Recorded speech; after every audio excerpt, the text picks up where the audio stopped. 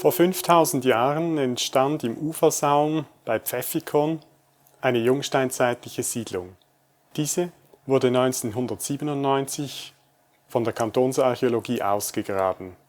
Daraus stammen wie aus vielen Pfahlbausiedlungen eine Unmenge Funde aus organischem Material, das heißt aus Holz, aus Knochen, Geweih und anderem.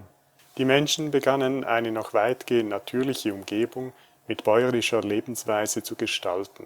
Zu Beginn der Pfahlbauforschung im 19. Jahrhundert stellte man sich Bauern vor, wie man sie zeitgenössisch auch kannte, und betrachtete sie als Vorfahren der damals lebenden Bevölkerung. Heute hat sich dieses Bild auf die bäuerliche Wirtschaftsweise der Pfahlbauer gewandelt.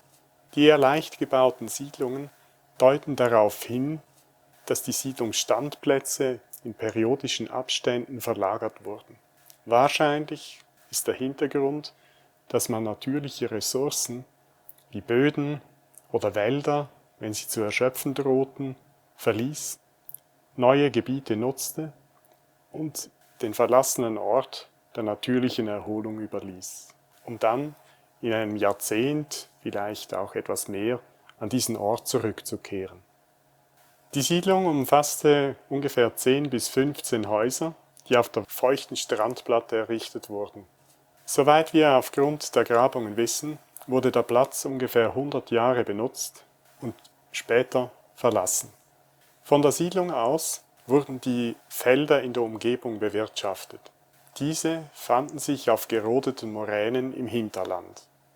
Ebenfalls wurde in der Siedlung Vieh gehalten, das vermutlich in den Waldweiden gemästet wurde. Eine wichtige Nahrungsquelle war sicher auch der Fisch, der sich im See fangen ließ.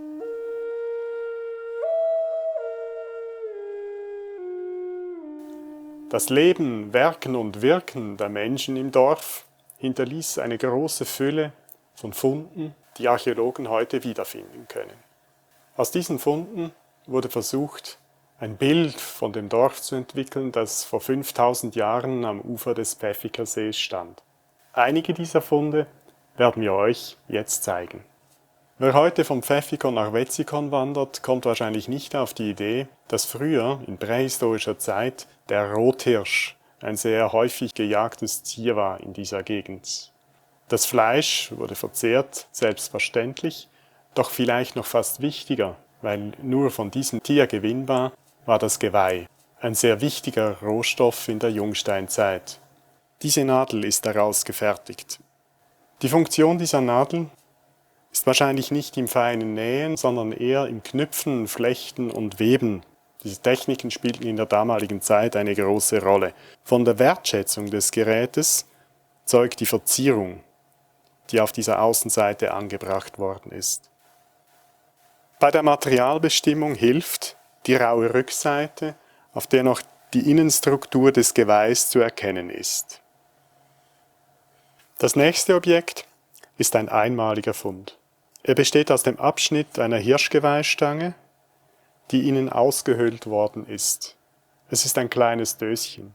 Die Außenseite wurde glatt poliert und mit einer Punktverzierung und Kerben verziert. Sicher wurde in diesem Döschen eine kleine Kostbarkeit aufbewahrt. Welche das war, wissen wir leider nicht. In der Fundstelle Pfäffikon-Burg wurde eine Vielzahl weiterer Funde gemacht. Zum Beispiel Messer, Meißel, kleine Hämmer, Schüsseln, Schalen, Schöpflöffel, Gerätegriffe wie Beilholme und die zugehörigen Zwischenfutter mit Steinbeilen. Diese und weitere Funde werden im Ortsmuseum Pfäffikon gezeigt, anlässlich des 10-Jahres-Jubiläum UNESCO-Weltkulturerbe Pfahlbauten rund um die Alpen.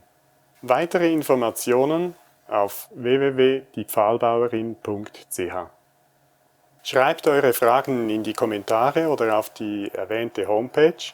Um auf dem Laufenden zu bleiben, abonniert den YouTube-Kanal. Bis zum nächsten Video.